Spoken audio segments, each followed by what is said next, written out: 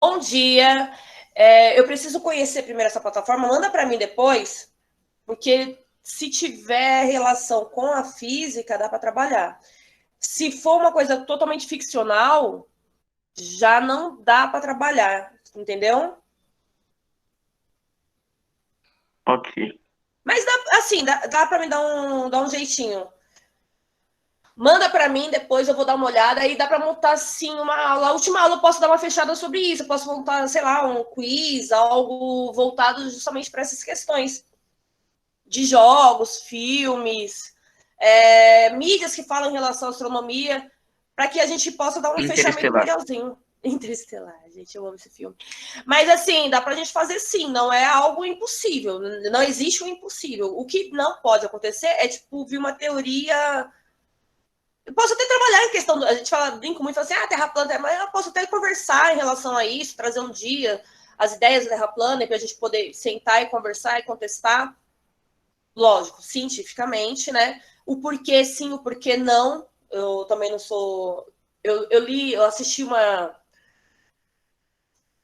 entrevista, eu era para mandar para vocês, mas aí acabei não mandando. Sakonani, eu sei que ele tem um canal no YouTube. Ele não é astrônomo, mas ele é um cara que gosta muito dessa área. Trabalhou, ele fez física, mas voltada para a questão geológica, né? Mas ele entende pra caramba. E aí ele tava falando uma coisa que eu já tinha percebido em relação àquele seriado que eu falei pra vocês assistirem, aquele documentário no Netflix, da Terra Plana, porque uma coisa que afasta muito a sociedade da ciência é justamente a linguagem, né? Então, quando a gente vê com uma linguagem mais fácil, igual jogos, filmes, eu acho que fica muito mais visível, muito mais fácil de estar discutindo com vocês. Então, quer dizer, traz para a minha realidade. Enquanto eu estiver falando termos extremamente difíceis, termos extremamente técnicos, não haverá interesse de vocês. Então, quando chegar um cara e falar assim, como que a Terra é plana se eu consigo ver o outro lado do rio? Né? Então, quer dizer, ele conseguiu justificar ali uma coisa que ele simplesmente observou. Então, assim, às vezes a gente, o professor de física, o astrônomo tem essa questão muito do vou me fechar na minha bolha, o que vale para mim é o real. E não é o que eu falei para vocês várias vezes. Abre o microfone, vamos conversar, não existe pergunta idiota, existe perguntas. Eu tenho uma dúvida. Perguntas, tá? O ano passado eu dei aula de astronomia para o segundo ano, esse ano eles vieram com um monte de perguntas também. E em relação à astronomia, toda vez que aparece uma estrela, que aparece não, a estrela tá lá, mas a pessoa começa a perceber essa estrela, ela me liga, ou manda mensagem, ou fica desesperado, manda pelo Messenger, para que eu explique. Aí eu sempre falo de alguns apps, algumas coisas que pode estar ajudando vocês, mas tem que estar voltado, por isso que eu falei, tem que estar voltado para a área física. Se for totalmente ficcional, totalmente ficcional, é muito complicado depois você tirar alguns estigmas que já estão gravados ali na sua memória. Então, se tiver relações físicas, relações astronômicas, uma ou outra que dá para salvar, então dá para trabalhar. Não tem nada, é uma coisa que inventaram, tiraram da cabeça, sei lá, simplesmente pensaram, não pesquisaram nada. Dá para trabalhar, Pro? Não, não dá. É praticamente impossível, porque depois eu vou acabar criando na cabeça de vocês aquela ideia errada. Dá para trabalhar com uma questão de, isso aqui está errado por causa disso. Mas aí, uma vez que acredita que é real, é muito difícil para o professor tirar, né? E por que eu marquei o Davi aqui, fixei o Davi, não estou me vendo? Tudo bem, gente? Tudo bem? Posso? Vou começar a Sim, compartilhar. Vocês estão vendo a minha tela? Vocês estão me vendo? Porque eu não estou me vendo, sim, tá? sim. Eu vou compartilhar minha tela, vamos começar a falar sobre um objeto que a gente conversa tanto. É um infeliz, eu esqueci de compartilhar. E meu computador está conseguindo suprir esse período de quarentena, não sei quanto tempo. Queria muito que ele continuasse mais um tempão, mas eu estou sentindo que ele está fazendo assim para mim. Tchau, Edileuza. Não insiste muito, não. Vamos lá, galera. Um dos temas que a gente quando a gente começa a falar de astronomia, quando a gente começa a falar em objetos, a gente começa a falar sobre céu, né, sobre espaço, a gente começa a observar o que a gente tem em volta. E um dos primeiros objetos que a gente observa é a Lua. Foi um dos primeiros que a gente observou. Foi um dos primeiros também que a gente começou a levantar algumas questões. Oh, Jesus! Esse corpo, esse objeto, ele é algo que a gente já está inserido na vida da gente. Então, a gente tem essa loucura. Tanto é que, assim, uma das músicas que eu mais odeio, não sei se eu cantei para vocês, mas eu cantei pro segundo ano, Tá vendo aquela lua que brilha lá no céu? Eu quero morrer com isso. A lua não brilha. A lua reflete a luz do sol. Se não houvesse o sol ali, ele seria mais um corpo voando pelo espaço sem luz nenhuma. Ai, como é horrível olhar para nada, gente. Então, vamos lá. Coab Inácio Monteiro 3. O tema hoje é esse, inter-relação Terra-Sol, Lua e Sol. Teorias e hipóteses, histórias atuais sobre a origem, constituição e evolução do universo. Essas teorias e hipóteses, elas vêm agregadas com um monte de mitos que a gente vem trazendo. E muitas dessas teorias, elas só foram provadas biologicamente, né, na bioastronomia, matematicamente, mas a gente não tem um livro que venha contando essa história de como o universo foi formado. Existem teorias, não é algo que simplesmente a gente fala assim, não, foi isso. Uma das teorias que a gente trabalha muito é o Big Bang. É uma teoria. Por quê? Por questão de observação em relação ao comportamento de outros astros. Então, sabe-se que alguns corpos, eles nascem, né? Nascem a partir de uma explosão de energia. Não tem o gatilho, não sabe por quê, mas ali, a partir daquela explosão de energia, começa a se jogar matéria, elementos químicos para tudo que é lado. Em um certo momento, esses elementos químicos começam a diminuir a velocidade, se condensar em um certo ponto, e aí começa lá um sistema solar, uma galáxia e assim, afim, tá? Então, reconhecer a natureza cíclica de movimentos do Sol, Terra e Lua e suas interações, associando fenômenos naturais e o calendário, e suas influências na vida humana. Reconhecer os modelos atuais propostos para a origem, a evolução e constituição do universo e debater entre eles os limites de seus resultados.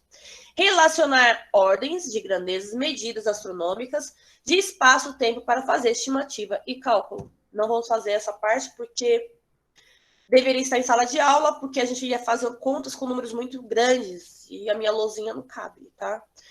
Então, o que seriam satélites naturais? Satélites naturais, a gente subentende, são corpos com certo tipo de um nível de massa, em que ele está preso ali na órbita de um certo planeta. Lembrando que esse planeta está preso a uma órbita de uma estrela. Lembrando que essa estrela está presa a uma órbita de uma galáxia. E essa galáxia está presa ao universo. Ao que a gente ainda não sabe, é tão gigante que a gente não sabe. Então, o que seria esse satélite? Esses satélites são pequenos corpos, né? Então, assim, no nosso sistema solar, a gente vai do planeta telúricos, que são 4, que é Vênus, Mercúrio, Terra e Marte. Esses planetinhas estão mais próximos do Sol. Portanto, eles têm menos satélites naturais, bem menos satélites naturais. A Terra, por sua vez, tem 1. E vocês vão perceber mais à frente que ela não tem somente um satélite natural, tá? Existem outros corpos que ficam presos na nossa órbita. Ô, professora. Oi. Por quê? Às vezes, tipo, umas 5 horas da tarde e a lua já tá aparecendo. Justamente por causa da questão rotacional dela, tá? A gente vai entender isso. Desculpa. O sistema solar são divididos, vocês já sabem disso, tem que estar na cabeça de vocês, os planetas rochosos, que são os telúricos, e os jovianos, que são os planetas gasosos, tá? Então, Os telúricos são Mercúrio, Vênus, Terra, Marte. E os gasosos, Júpiter, Saturno, Urano e Netuno. E aí, depois, Jamília, eu te explico por que a Lua faz isso. Professora, Oi. tem um planeta que falaram que chove diamante, é verdade isso? É possível? Chover diamante não é impossível, dependendo da questão da composição da sua atmosfera e da sua pressão, né? Só que, assim, o diamante em si, para que ele se molde, o diamante que a gente conhece, são milhares de anos ali. E uma quantidade de carbono sob uma pressão e calor extremo. A gente tem diamante aqui na Terra porque, para falar a verdade, a gente tem uma quantidade muito grande de carbono sedimentado. Então, tá aqui a plantinha lá que viveu há milhares de anos atrás, ela morreu. Essa planta, ela simplesmente vai se transformar em carbono, uma questão de decomposição. Esse carbono não vai conseguir sair da superfície, ou ele vai virar, de uma certa forma, ele vai virar um sedimento, que vai virar o petróleo, ou um outro sedimento, dependendo da sua composição, da sua... Não, minto, eu já falei tudo errado. Isso daí do carbono do sedimentação é do petróleo. O carbono que vem no diamante é do magma. Desculpa, tá, gente? Eu errei. Depois vou mudar de editar. É do magma, mas esse carbono tá preso lá no centro da nossa Terra. E aí ele, com muita pressão, porque, para falar a verdade, ele sai do centro da Terra e vai subindo e cria uma certa pressão e calor, ele vai virar aquela pedrinha bonitinha, porque ele vai mudar toda a questão das suas ligações atômicas e vai virar o diamante. Em algum planeta pode haver esse tipo de situação. Ele tem que estar próximo, vamos lá, da sua estrela, ou simplesmente estar em extrema pressão, uma quantidade muito grande de carbono, né? E extremamente quente. Então, quer dizer, pode chover, o Davi? Pode chover diamante. A nossa Terra é o nosso parâmetro. Terra, meu parâmetro aqui é, para falar a verdade, o oxigênio, hidrogênio, eles vão se acumular, H2O, vai virar aguinha, vai chover aguinha. Dentro dessa aguinha vai ter vários tipos de elementos, como carbono, em forma de poeirinha, vai ter outros montes de fragmentozinhos, várias composições químicas. Eu acredito que na chuva na Terra vai ser desse jeito. Porém, outros planetas se comportam, dependendo da situação e localização deles, de formas diferentes. Existe também uma possibilidade de ter se eu não me engano, é um meteoro que está por aí, e dizem que esse meteoro, por uma questão também, carbono é um dos materiais mais predominantes no universo, uma questão de carbono, calor e pressão, esse meteoro também é um diamante gigante viajando por aí. Pode acontecer? Pode. Isso é verdade? Não sei. Por quê? Porque nós estamos falando de teorias, nós só observamos assinaturas, tá? O que seriam essas assinaturas? São alguns espectros que os nossos meios de observações, como o Hubble e outros satélites não naturais que estão viajando por aí, eles mandam para a gente. Então, pode ser que exista sim, pode ser que não. Tá bom? Tá bom, professor, valeu. Valeu? Então, vamos voltar lá. Os planetas que mais têm luas, né? Que, para falar a verdade, lua é o nosso, mas que mais tem satélites naturais, por um acaso, é Júpiter, que tem 69, 153 confirmados e 16 provisórios. Por que provisórios? Lembra da lei de Kepler? Que os planetas, todos os corpos ficam girando em volta, eles são...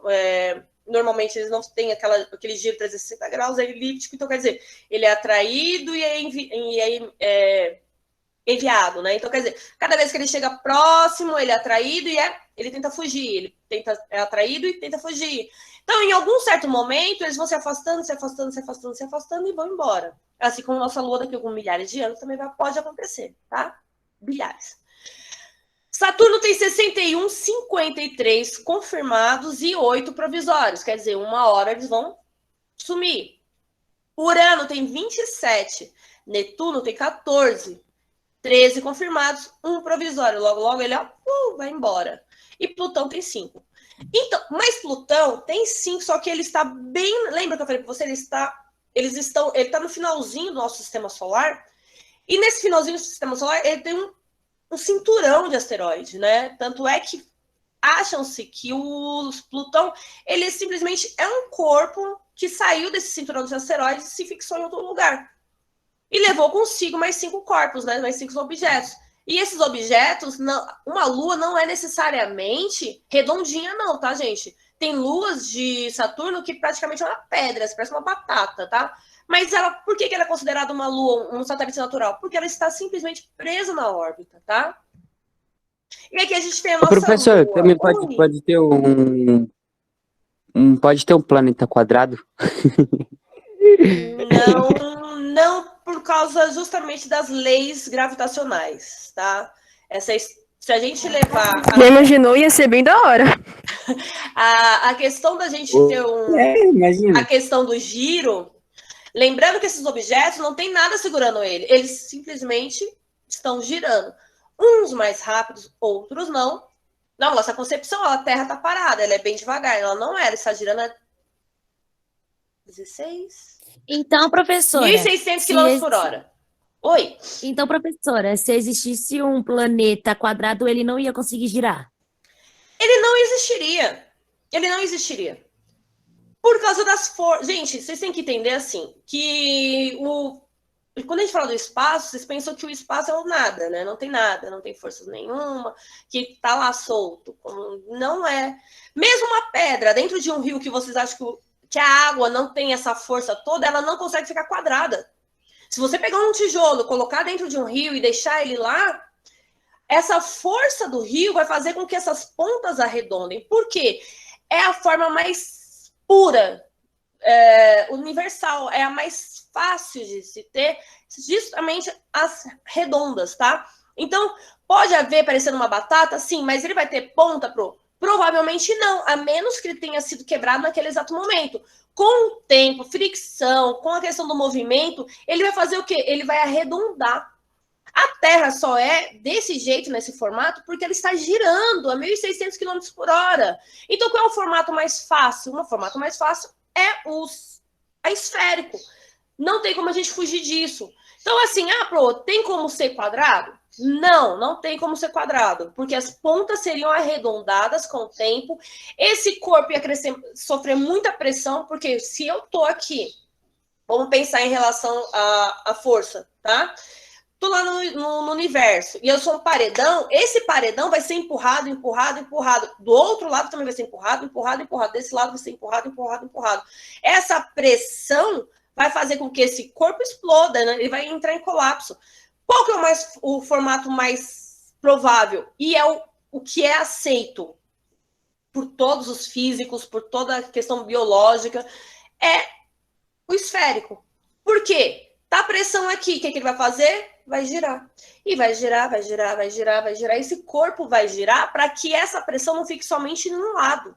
Então, se ele fosse quadrado, automaticamente, naturalmente, as forças que trabalham ali, lembrando que a gente está falando de universo, o universo não é um vazio, ele tem forças que impulsionam ele para frente, para o lado, para o outro, para lá, para cá. Ele está voando, ele está viajando, ele está sendo empurrado, girado. Então, ele vai sim ser uma esfera. Tudo bem, Davi? Sim, professor, valeu. Tá? A nossa Lua, nosso satélite natural, ela tem 384 mil quilômetros de distância daqui da Terra. É pertinho, Não é pertinho, é bem distante, tá? Ela é o ponto exato em que ela fica presa na nossa órbita e não consegue ser atraída pela órbita do Sol, né? Então ela está no ponto exato de fuga e de prisão, né? Ela pode fugir, mas ela também pode acontecer dela um dia se afastar porque realmente ela está se afastando por uma questão de força, ela está girando, a todo momento ela é atraída, a todo momento ela é repelida, todo momento atraída e depois é repelida. Pode acontecer? Existe uma teoria de que daqui a alguns bilhares de anos, sim. E se isso acontecer, a nossa Terra ela vai sofrer um monte de danos. Primeiro, o eixo dela vai mudar. A Lua, ela simplesmente serve como se fosse um balanço. Ela vai fazer com que essa Terra ela fique na inclinação certinha. Os mares vão sofrer, mas elas simplesmente vão invadir a Terra, porque não vai ter mais aquela influência da Lua em relação aos marés. Não vai ter mais a questão de luz à noite, porque se eu não tenho a Lua para refletir a luz, vai ser total escuridão. Fora que vai questão da atmosfera, vai mudar, então quer dizer, alguns elementos químicos também vão acabar escapando. Então, ela é necessária, tá? A fase da Lua iluminada apresenta a temperatura aproximada de 127 graus. Então, quer dizer, a Lua não é fria. Ela apresenta uma temperatura aproximadamente de 127 graus. E do outro lado, que a gente fala que é o lado não iluminado, o lado escuro, o lado obscuro da Lua, ela apresenta uma temperatura de menos 170 graus Celsius. Dá para o homem morar na Lua desde que ele faça colônias? Sim, tá? Aí, da questão da translação e rotação, tá?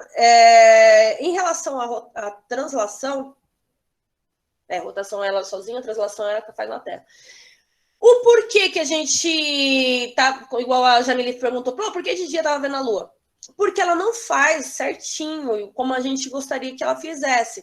Ela tem os períodos dela que ela fica mais iluminada em relação ao Sol, em relação à Terra. Então, quando a gente está vendo a Lua, para falar a verdade, a Lua está lá. Ela simplesmente gira com a gente. Mas ela não é... Professora, é verdade essa história que estão falando que tem água na Lua? Existe uma assinatura de água na Lua, sim. Uma assinatura não significa que é água líquida. Uma assinatura significa que existe oxigênio e hidrogênio, H2O, em alguma área da Lua. Dá para chegar lá e fazer um poço? Não. O que também falam que pode existir gelo, né? Esse gelo pode ser composto de qualquer elemento químico, tá, gente? Não é gelo, água da geladeira, não. Pode ser qualquer elemento químico do qual, dependendo da temperatura, percebam-se que ela chega a menos 170 graus. Se eu conseguir, vamos lá, o álcool, eu acho que ele congela a menos de 0 graus, acho que uns menos 100 graus, acho que ele consegue congelar, condensar. Não me recordo. Eu sei que das geladeiras não consegue. Mas dependendo da temperatura, ele consegue sim. Então pode ser nitrogênio. Nitrogênio, ele simplesmente pode congelar numa temperatura de menos 270 Kelvin, ou 270 graus, mais ou menos, eu não sei. Então pode ser água, pode ser outro elemento químico.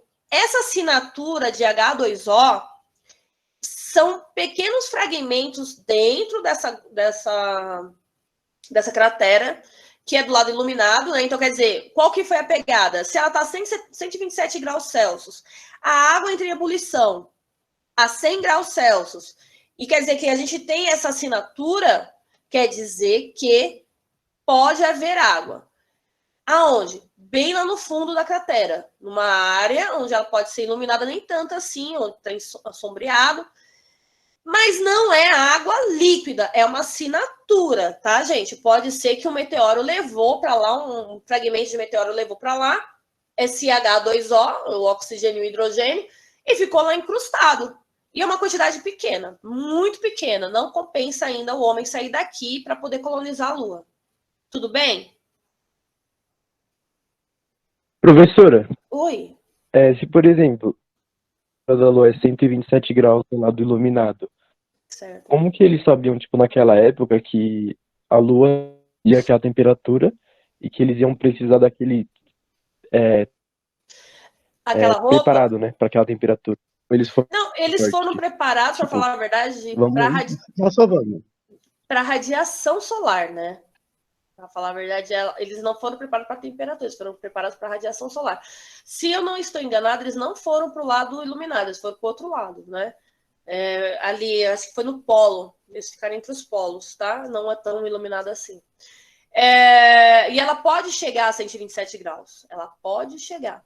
Aquela roupa de astronauta, ela é uma roupa para que não haja contato do homem com a radiação solar, que a radiação solar, que é os raios ultravioleta e outros raios que voam por aí na questão solar, eles são muito danosos. Então, aquela roupa ele protege o homem dentro daquela situação. Acontece que quando eles chegaram na Lua, você fala assim, mas eles não tinham tecnologia. O homem está estudando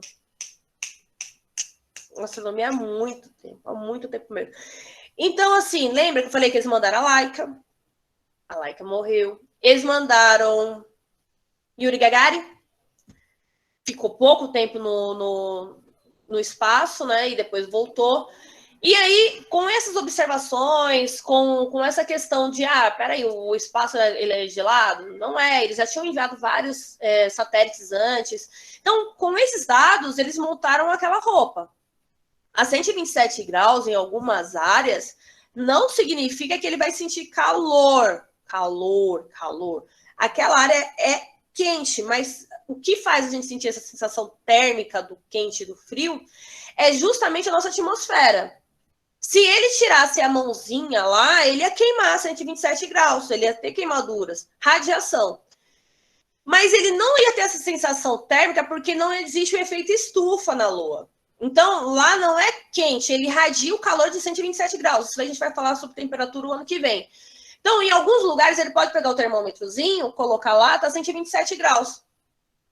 Porém, se por um acaso ele tirasse a roupa, tivesse essa segurança, ele ia queimar, mas ele não ia sentir calor. Ele simplesmente ia queimar. É como se eu pegasse a lupa e colocasse aqui na formiguinha. A formiguinha tá lá, bacaninha. Colocasse aqui, ela vai começar a receber esses raios solares e ela vai queimar. Mas toda aquela área próxima da formiguinha não vai aumentar em nada praticamente. Por quê? Porque a sensação térmica não vai influenciar tanto, a não ser o ar que está sendo funilado ali naquela parte. Mas vai ser só na formiguinha. Só a formiguinha vai queimar, tá? Então, esse 127 graus não é sensação térmica, é a temperatura. Quer dizer, se eu chegasse lá em algum objeto e colocasse o termômetro 127 graus. Em outras áreas, nem tanto. Então, quer dizer, nos polos, a temperatura era menor, bem menor. Porque a questão da luz solar já não estava tão direta. Então, quando a gente fala dessa questão da irradiação, da questão da radiação solar, da luz solar, ela tem esses fatores também. Foi uma grande sorte? Foi, não vou dizer que também não foi. O homem, ele veio estudando isso depois e veio... como é que posso dizer? Ele veio melhorando, aperfeiçoando com o tempo, né? Mas, e outra, assim, para poder eles sentirem através daquela roupa, a temperatura tinha que estar muito mais elevada. Conseguiu matar sua curiosidade? Cri, cri, cri, cri. Gente, Oi. Vamos lá, gente. A Lua, ela não possui atmosfera. Então, quando a gente fala assim, não dá para ouvir o som na Lua, é porque ela, para falar a verdade, ela não tem atmosfera. Então, existe oxigênio, existe nitrogênio, uma quantidade tão pequena, mas tão pequena, que a gente não consegue propagar o som lá. Então, se eu tentar falar na Lua, eu não vou conseguir propagar o som, porque o som ele é propagado de forma mecânica. Então, quer dizer, quando eu falo, eu vibro as moléculas do ar, as partículas do ar, e faz com que esse som seja propagado. Então, na Lua, não há ar para fazer isso. Nem se atreva a ligar a TV, Felipe. E aí existe uma teoria que vocês vão ler muito, mas ela é uma teoria que, para falar a verdade, ela é muito mais próxima do real. Quando a Terra ainda estava em formação, ela não era a Terra que a gente conhece, tá, gente? Ela ainda estava em formação, era uma grande bola de fogo. Ela estava ainda tentando se sedimentar, então ela só tinha uma pequena crosta, né? Uma crosta de terra. O centro ainda fervilhava, muito quente, para falar a verdade, o sistema solar ainda estava em construção, estava tudo muito louco, e aí tinha um outro planetinha menor, que era a Theia. E lembra que eu falei para vocês? Se eu tenho um corpo massivo aqui, maciço, ele vai atrair os outros corpos que não são tão maciços assim, e aí Theia estava naquela pegada do que o universo ainda, universo não, desculpa, que o sistema solar ainda estava em formação, o Sol ainda estava em formação, tudo estava em formação, e aí colidir. Terra e Terra. Uma parte dessa poeira, ela simplesmente saiu, fez um anel em volta da Terra, e depois, com o tempo, ela foi sedimentando e virou a nossa Lua. Lembrando que um dos fragmentos grandão, né, foi atraindo esses pequenos fragmentos, e aí foi formando a Lua. A Lua, para a gente, é extremamente necessária. Ela praticamente é o nosso... Ai, que fone horrível. Ele é o nosso escudo, assim como Júpiter, assim como Saturno. Júpiter muito mais, tá? Porque qualquer outro corpo que estiver viajando em direção à Terra, ele é atraído por Júpiter antes dele chegar na Terra. E aí, a Lua também, por isso que ela é toda esburacada. Muitos dos buracos que tem na Lua eram pequenos corpos que viriam para a Terra e ela acabou sendo atraída pela Lua. Então, ela é toda esburacada, toda cheia de buraquinhos, assim, né, de crateras, justamente por causa disso. Porque ela foi muito bombardeada também por pequenos corpos, pequenos meteoritos. E aí tem uma outra Lua. A gente não tem só... eu tenho que apagar esses links depois. Não existe somente uma Lua. Foi avistado uma mini-Lua, né? Que são pequenos corpos. E foi em 2007. 2006, 2007. Só que ele já foi embora. Né? Lembra que eu falei? Ele fica um período orbital, depois foi embora. Só que tem um que ficou. Que foi esse daqui. O H03. HO3. O HO3, ele ficou. Então, quando a gente fala assim, existe duas luas, é a Lua. Existe dois satélites, existe um outro corpo, que também está nessa pegada de ficar girando em volta da Terra, né? Junto da Terra, junto do Sol. E ele é considerado uma mini-lua.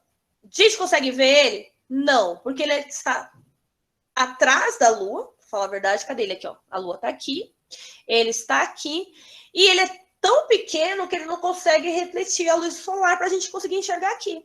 Então, ele está lá, por isso que demorou tanto para se observar. Ele está lá.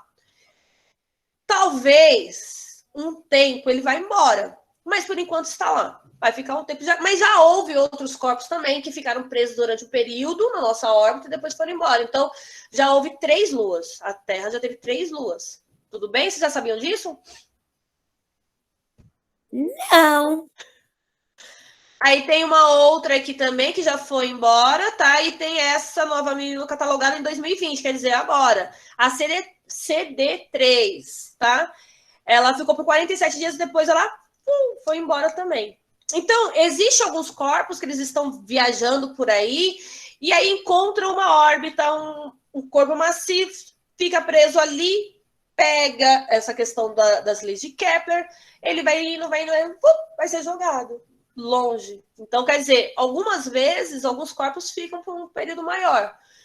Esse HO3, ele é muito pequeno, tá? Então, provavelmente, algum tempo, ele também vai ser lançado. Ele pode ser atraído? Pode. Ele pode, sei lá, ter problemas, ele cair na Terra? Não, porque até ele chegar aqui, nós temos tanta camada atmosférica, ele vai se fragmentar em vários pedaços. Pode acontecer um acidente? Pode acontecer um acidente, mas é muito difícil. Porque, para falar a verdade, ele não tem força o suficiente para poder destruir a Terra. Então, ele pode vir na nossa direção, pode ser atraído de vez para a nossa Terra, pode ser atraído pela Lua também, porque a Lua é um ponto maior do que ele pode ser atraído pela Lua. Ele pode ser enviado no espaço, e ninguém nunca mais saber dele. Pode acontecer várias coisas, tá? Não precisam ter medo. E aí a gente tem a fase da Lua. Essas fases da Lua é um saco de explicar, porque ela tem a questão posição. Deixa eu ver se eu acho aqui o GIF. Aqui, o GIF. Essa fase da Lua é questão posicional. A Lua está lá, tá? Tem que sair e voltar toda hora. Conforme ela vai girando, ela tá de frente. Não sei se dá para ver aqui. Ai, tinha um GIF tão melhor. Ele está aqui, ó. Vamos aqui, eu e a eclipse, vamos nela aqui. Ela está de frente praticamente com o Sol. Não de frente, mas ela está posicionada aqui. Então, cada vez que a Lua recebe a luz solar, a gente consegue enxergar ela, porque ela simplesmente está refletindo a luz solar. Conforme ela vai virando, como está aqui, ela vai mudando a posição em relação ao eixo, na questão translação, porque ela viaja junto com a Terra, em volta do Sol. Conforme ela vai viajando e girando no seu próprio eixo, em relação à Terra, e fazendo a translação junto com a Terra, ela vai fazendo o quê? Ela vai iluminando uma certa área. Lembrando que isso aqui, lógico, é um GIF, não é tão rápido assim. Então, essa área iluminada, no dia seguinte ela já está um pouquinho maior, no dia seguinte um pouquinho maior, a lua cheia. Depois ela vai fazendo o quê? Vai apagando o outro lado. Vai apagando um lado, vai clareando o outro. E isso daí é justamente questão posicional da translação em relação à lua com a Terra. Então, quando a gente vê aqui, ó, Terra, certo? A lua está aqui. Certo? Prestem atenção que essa área está iluminada. Quer dizer o quê? Está recebendo luz solar. Total. Quer dizer, essa área aqui está de dia. Oh, Jesus. Essa área aqui está de dia. Por que eu não consigo ver a lua quando está de dia? Porque, para falar a verdade, ela está muito iluminada. Ela não vai... por mais que ela reflete, o sol está muito mais claro, para falar a verdade. Vamos dizer assim, né? Muito mais claro. E dependendo da posição que ela estiver, em relação a nós, na Terra, a gente não consegue ver. E dependendo da relação Terra com Lua, que ela estiver, a gente consegue ver ela de dia. Tem algumas fases do mês que a gente consegue ver ela até meio-dia, mais ou menos, a gente consegue ver. Então, peraí, confundiu tudo. Então, quando tá de dia, a gente consegue ver praticamente o Sol, entre aspas, e não consegue ver a Lua. Sim. E quando tá de noite, a gente vê a Lua, mas não vê o Sol. Não, o Sol é impossível. Lembra que o Sol não está em... Lembra assim, isso daí já é geocentrismo. O Sol é a nossa referência. Eu sou a referência Terra. Então, quer dizer, eu giro em torno do Sol. Então, quando eu fiz o giro total, eu fico de bumbum pro Sol, eu não enxergo o Sol. Tô de bumbum, tô de costa para ele. Tô de bumbum pro Sol. Aqui, ó. Mas a Lua, ela está em relação à Terra. Então, quando ela está de frente para o Sol, aqui, de frente para o Sol, em linha reta não, vai, de frente, recebendo a luz solar, e outra, a Lua, depois eu vou mostrar um gráfico, ela não fica de frente para a Terra, ela tem uma inclinação. Então, quando ela está nessa inclinação em referente ao Sol, eu consigo enxergar a luz solar dela, então eu falo que é a lua cheia. Quando eu estou de bumbum pro Sol, a lua ela vai estar em relação a mim, Terra, ou próximo da minha linha de visão, então eu consigo ver a lua, ou simplesmente ela vai estar lá, mas ela vai estar de um jeito que eu não vou conseguir enxergar por causa da questão da iluminação. Lembrando também que ela pode não estar aqui nesse período, que ela também faz a questão de translação e rotação. Então, no período de translação, ela pode não aparecer aqui, ó. Aqui, ó, tá vendo? Ela tá de frente total da Terra, tá de bumbum pro Sol, porém, pra Terra, ela tá escura. Então, quer dizer, eu não consigo ver. Por quê? Porque ela não tá refletindo a luz. Lembra que eu falei? Só consigo enxergar a Lua se ela refletir a luz. Se ela tá de bumbum pro Sol, eu não consigo ver a Lua. Porque ela não vai estar refletindo nada. E lembrando que a Terra jamais vai conseguir refletir luz para a Lua. Então, a Lua está lá? A Lua está lá. Porém, eu não vou conseguir enxergá-la justamente por causa disso. Tudo bem, Jamilizinha? Tudo ótimo. Tá de bumbum, tá? Vamos falar bumbum que é mais fácil. E aí, vocês sabem que existe 4 fases da Lua, que eu não sei, que é a... vamos aqui. Na primeira posição, temos a fase da Lua nova, a Lua quarto crescente, a Lua cheia e a Lua iluminada parcialmente, que é a minguante, tá? Que é aquela lindinha, bonitinha. O eclipse. O que seria o eclipse? O eclipse que mais acontece é o solar. é o lunar, tá? Porque é quando, para falar a verdade, a Terra fica de frente, em linha, para a Lua, e ela gera uma sombra na Lua. Então, conforme a Terra vai se movimentando, ela gera uma sombra na Lua, porque ela vai apagar essa iluminação da Lua, e ela vai criando o eclipse. O que é mais bonito e é mais difícil de acontecer é o eclipse solar. Porém, o eclipse solar não pode ser visto a olho nu. Não, nunca. Ah, tá tendo eclipse solar. Posso olhar? Não, não olhem, tá?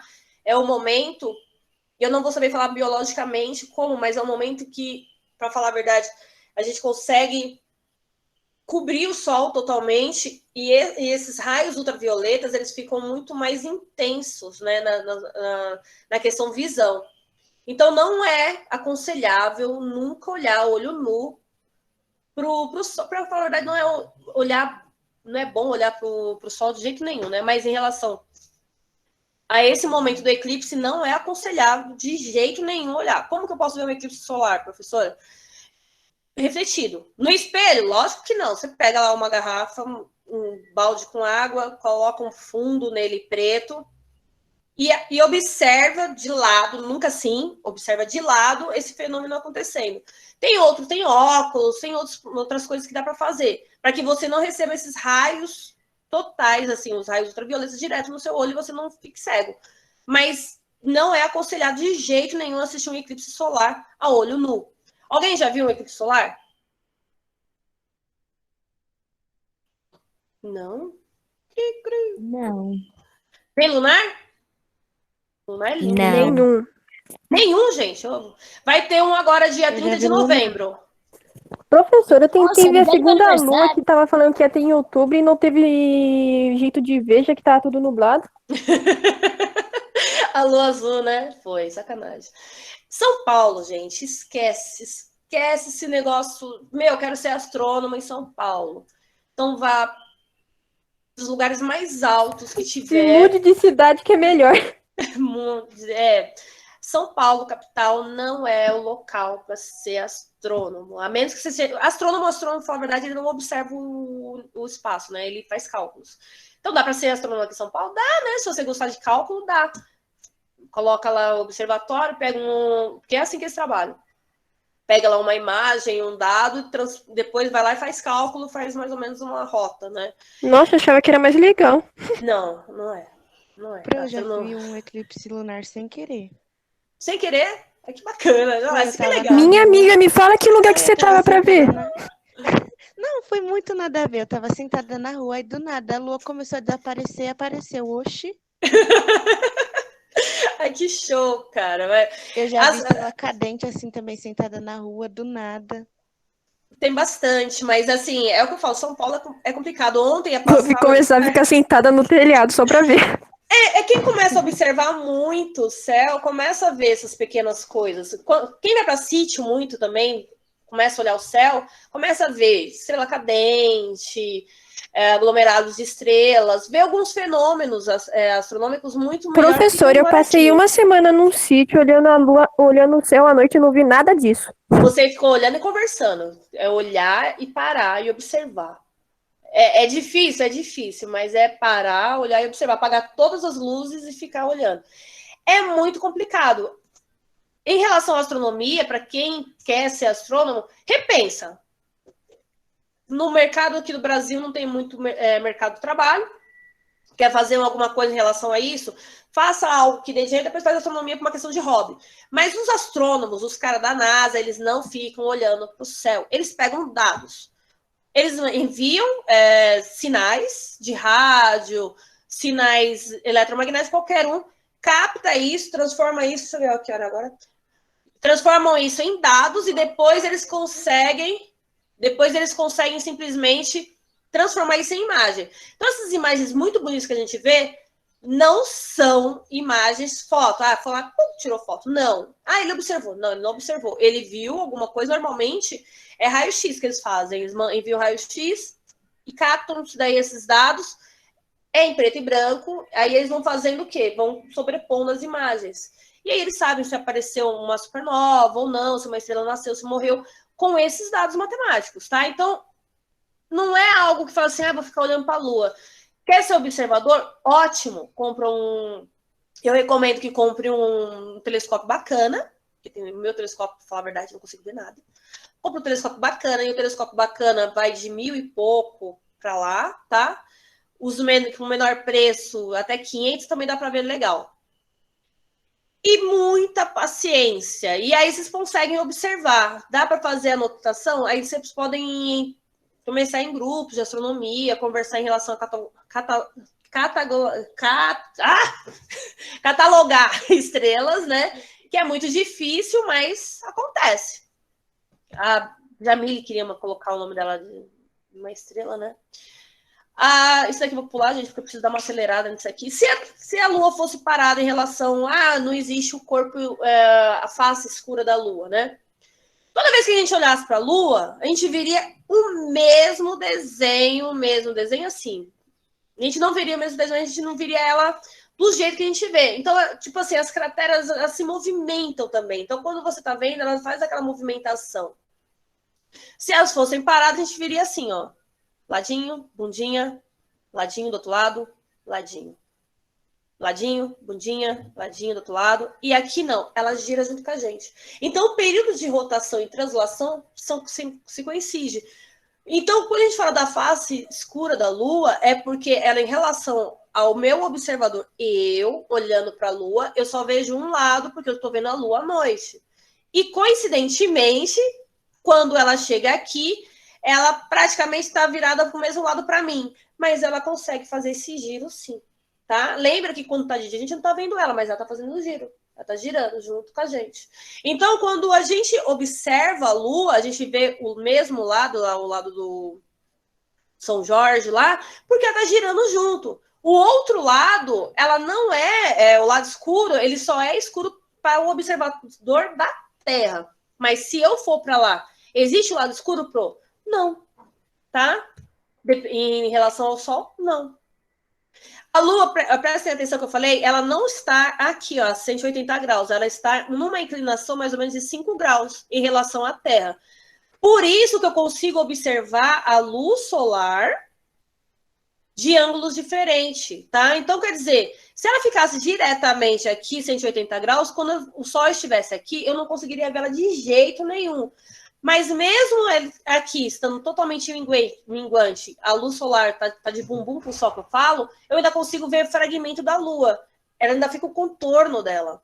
Quer dizer, ela tá de bumbum para a Lua, pro Sol, porém eu consigo enxergá-la. Na verdade, é a gente que tá cobrindo ela, né?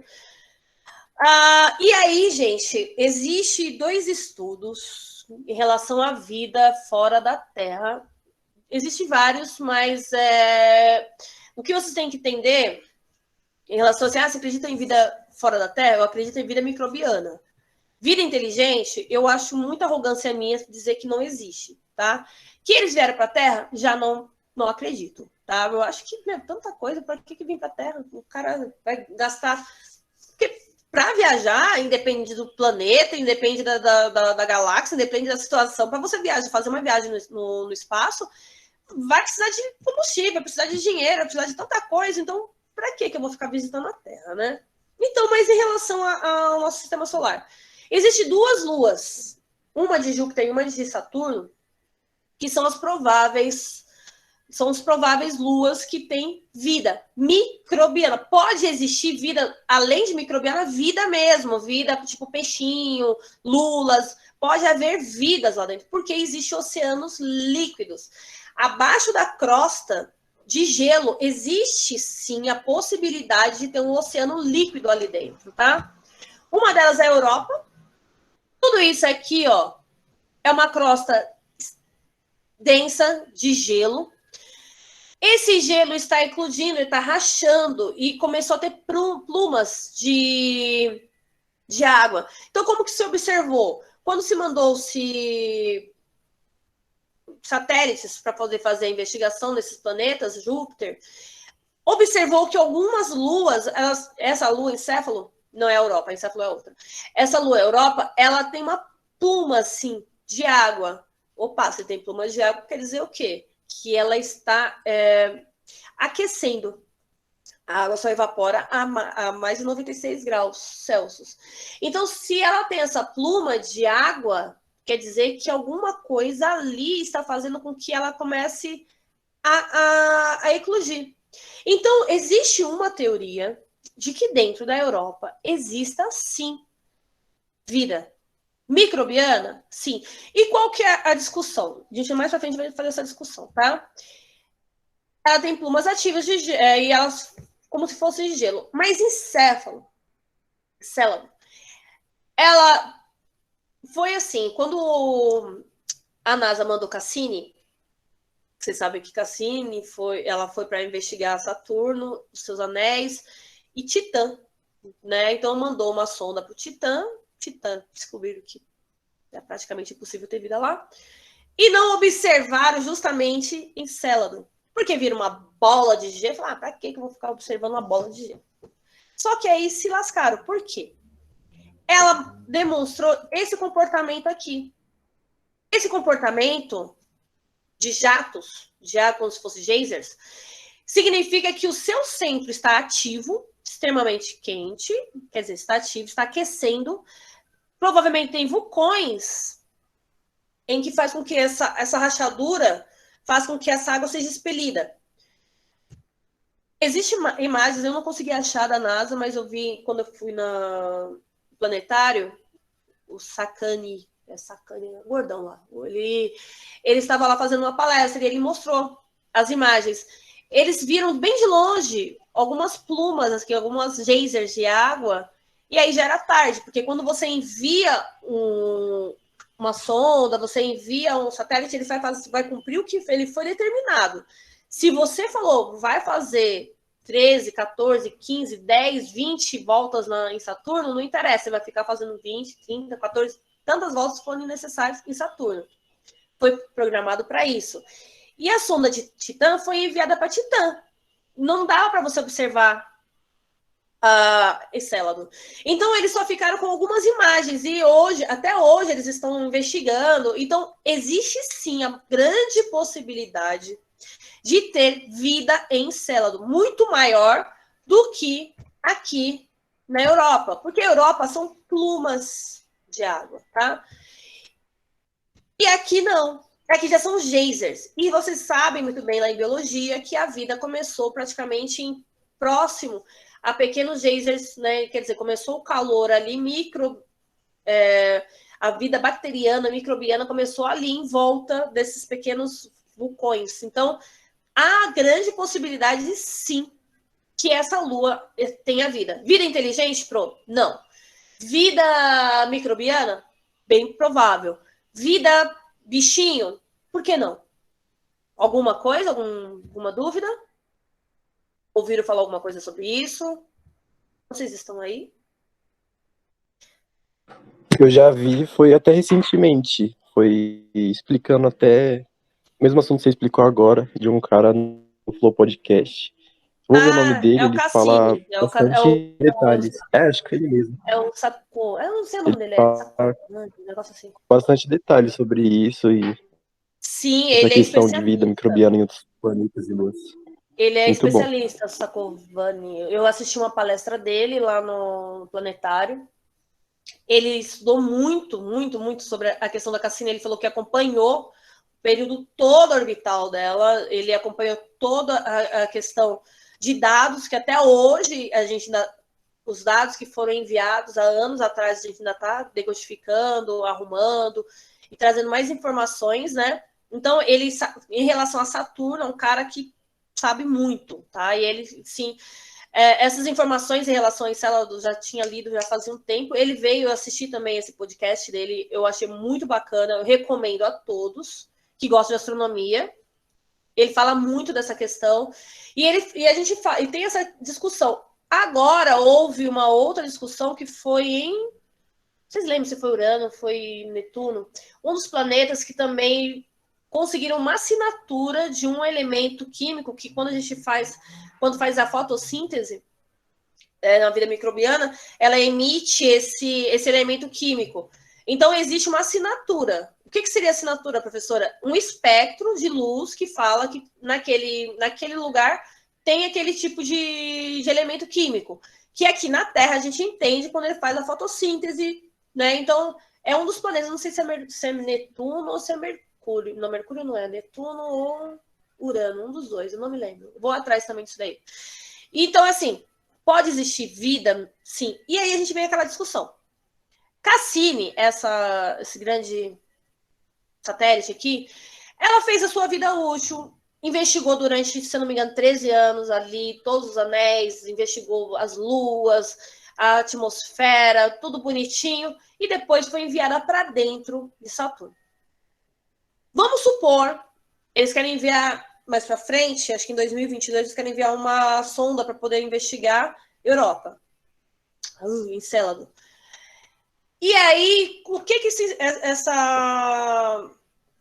essa sonda vai fazer? Ela vai chegar lá, vai entrar vai perfurar, vai mandar enviar uma outra sonda lá para investigar. Aí eu falo para vocês, seria viável nós, ETs, que nós aqui, que a gente só não é ET na Terra, mas em outros planetas nós somos ETs, né? Extraterrestres, né? Então de lá a gente vai ser ETzinho, vai estar invadindo.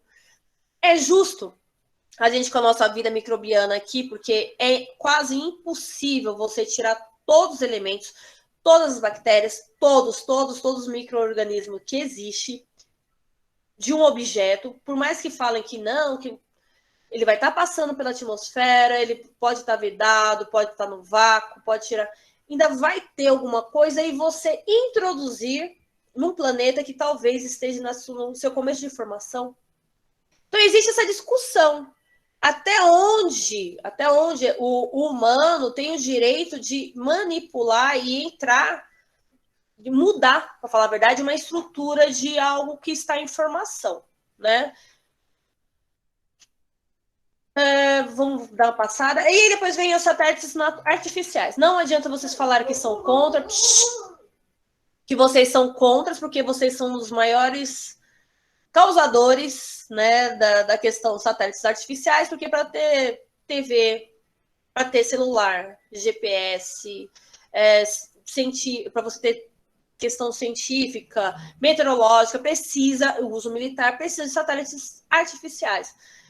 E com isso, esses satélites eles ficam presos ali na nossa órbita, próximo, para falar a verdade, não chega muito distante. Eles ficam lá enviando os dados para a gente a todo momento. O celular de você só funciona por causa disso, o GPS da gente só funciona por causa disso. A TV, para falar a verdade, também. E aí o primeiro satélite que foi enviado só para fazer o bip, foi esse aqui, foi Sputnik 1. Tá? E foi em 1957. Ele foi enviado para a nossa órbita, ficou lá, tinha 83 quilos, e ele só enviava um sinal de bip, não servia para nada, só para isso. Só para ver se o homem conseguia chegar no espaço. E aí a gente vem com um dos projetos mais polêmicos. Meus filhos. Mais polêmico que a gente está discutindo agora. Só que assim, eu estava lendo também eu estava vendo o podcast, que é aquele Sacomani, ele é a favor da Starlink, né? Ele é o cara, depois eu vou mandar para vocês. Ele é um cara que ele é muito a favor do Starlink. Então, assim, mas ele falou uma coisa que é verdade. A Starlink não é a única empresa que está enviando um monte de satélites. Que é do Elon Musk, né? Então, quer dizer, ele tá nesse momento é o cara que a gente mais vê. SpaceX. Então, ele é o cara visionário. O que ele quer? Tá vendo essa teia aqui, ó? Ele quer colocar 40 mil satélites, microsatélites em volta da Terra. Esse microsatélite vai fazer o quê? Aumentar a questão internet. Então, para lugares onde não tem sinal de internet, a Starlink vai estar disponibilizando sinais de internet para esses locais. Para isso, ele vai estar enviando 30 mil, ele conseguiu autorização para 30 mil satélites, 60 enviados por vez. Ontem passou 60 satélitezinhos. Não sei se vocês já viram, esse daqui é o Falcon 9, não vai ser mais usado, tá? Esse Falcon 9 ele tem uma tecnologia maravilhosa, porque ele envia o satélite, depois ele consegue retornar, ele consegue ser resgatado. Então, quer dizer, não é mais um lixo, Não sei agora, porque se quiser fazer a última, não sei se ele vai voltar. Então, provavelmente ele vai virar lixo espacial. Então, esse Falcon 9, ele leva 60 satélitezinhos. Chega um certo ponto, ele libera esses satélites. Eles vão em formação de linhas. Não sei se vocês já viram, mas isso dá para ver praticamente todo mês. Vocês conseguem ver isso. Não é a chuva de meteoro, não é invasão alienígena. São satélites da Starlink. Eles viajam pela órbita nesse formato até chegar ao ponto dele. E aí cada um vai se instalar naquela teia que eu mostrei aqui no início. Cada pontinho desse aqui vai ser um satélitezinho. E vem aquela discussão. Lógico que vai melhorar a questão internet muito, muito mesmo. A gente não vai poder falar nada em relação a isso, tecnologia. Cada vez que esse cara manda um Falcon, um SpaceX, o SpaceX é a empresa, desculpa, manda um satélite, um foguete, esse cara, ele, para chegar nesse ponto, ele pesquisou muito, muito, muito mesmo. Eles têm um outro projeto que é para encontrar vida inteligente. Ele quer colonizar até 2030 Marte. Então, ele investe muito pesado. O Elon Musk, ele investe muito pesado em relação à tecnologia. Então, a gente se beneficia. Só que, em compensação, tem um outro lado. Esses 40 mil, por mais que fale, mas eles depois, conforme eles vão estragando, eles vão ficando velhos, eles vão se jogar na atmosfera e vão explodir, vão se auto-eliminar, né? Eu não sei. Isso daí a gente tem que ver mais pra frente. Vão ser 30 mil pequenos objetos que estarão presos na nossa órbita.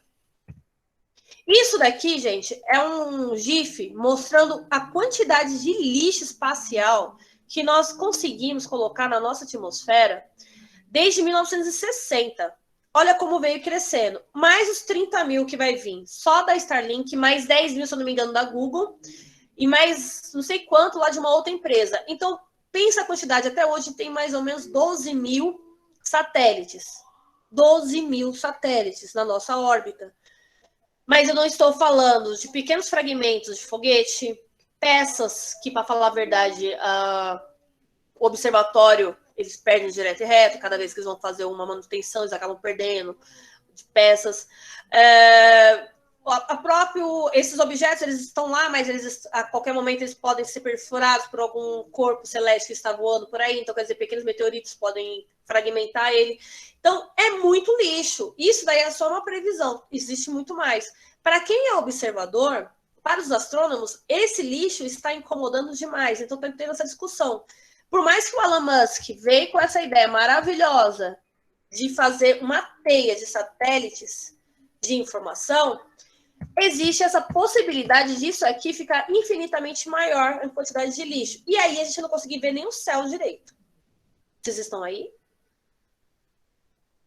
Estamos. Vocês já conseguiram ver a Starlink? Alguém já conseguiu? Só a galera do segundo ano. Não. Dois alunos meus e o meu esposo, a minha tia conseguiram. Eu não consegui, gente. Não vai se achar ruim, não, que eu também não consegui, não. Eu vou mandar depois para vocês um app. Tem como baixar e tem como vocês... Não, vai para lá. Baixar e tem como vocês entrarem online para vocês verem quando que a Starlink, que é esses montes de satélitezinhos, vão estar passando no céu de São Paulo, tá? Ai, Pro, eu vi. Você chegou a ver? Eu vi, eu consegui ver. Eu queria muito ver, eu não consegui ver. Dizem que é muito lindo.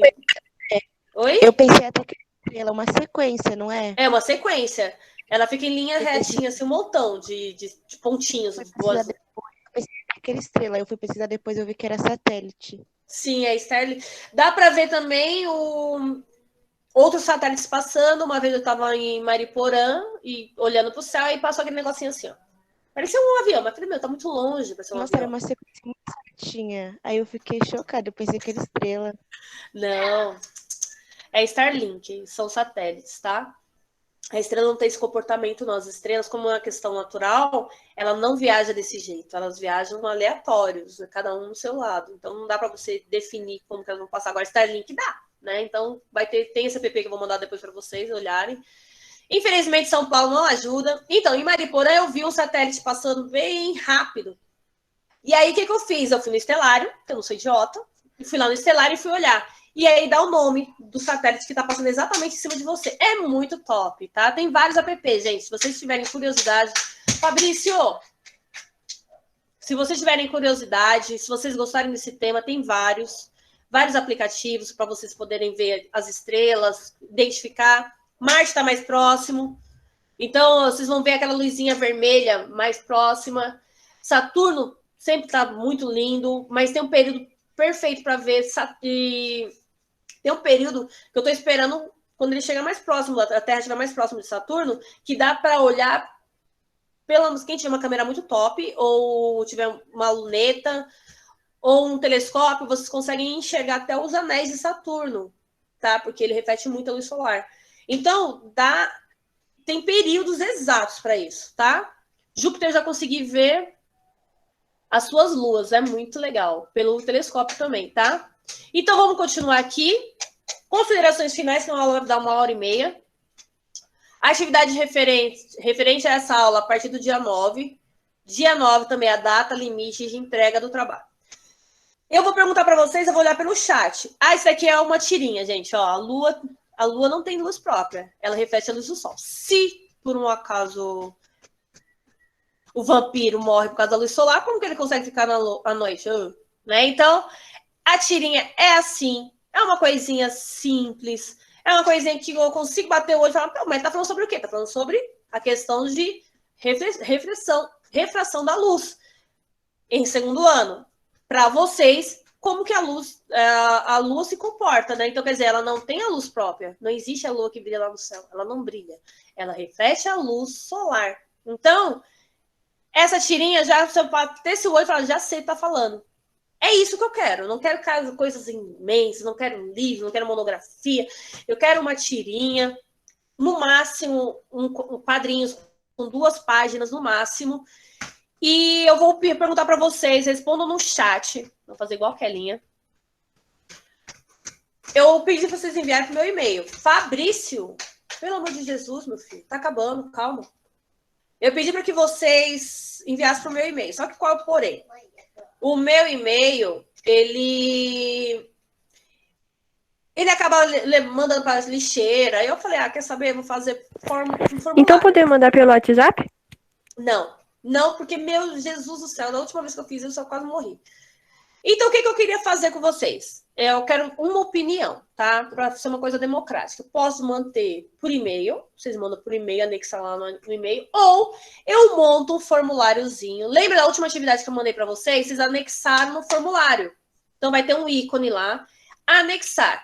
E aí, eu acho que vai ser muito mais fácil também para vocês, porque eu vou colocar nome, o único nome que vai ser obrigatório da primeira pessoa, nome e série, nome, número e série, igual eu faço sempre. Dos 4 em um formulário só. E embaixo eu vou deixar aquele ícone para anexar. Aí vocês vão anexar o trabalho de vocês e vão mandar para mim no formulário. Eu acho que fica muito mais fácil, vocês não acham? Pode falar no chat, pode ligar o microfone. É melhor no formulário mesmo. Sim, bem melhor, professora. Sim, Bem melhor, assim. né? Formulário, né? Ótimo. Então, eu vou mandar para vocês hoje o link do formulário. Para quem já enviou para mim, pode deixar. Eu vou abrir pelo e-mail também. Mas eu acho mais fácil e muito mais prático. Porque aí vocês conseguem colocar lá o nome dos amiguinhos de vocês, o nome do trabalho, anexar a foto ou sei lá, o que vocês tiverem, né? Anexa, manda para mim e eu já consigo ver tudo bonitinho sem ter que ficar procurando pela caixa de e-mail. Acho que fica muito mais prático. Então vai ficar por formulário, tá? Eu tava já montando, aí eu já mando para vocês. Tudo bem, gente? Espero que vocês tenham gostado da aula. Vou parar a gravação. Quem não colocou o nome já era, já tirei, acabou.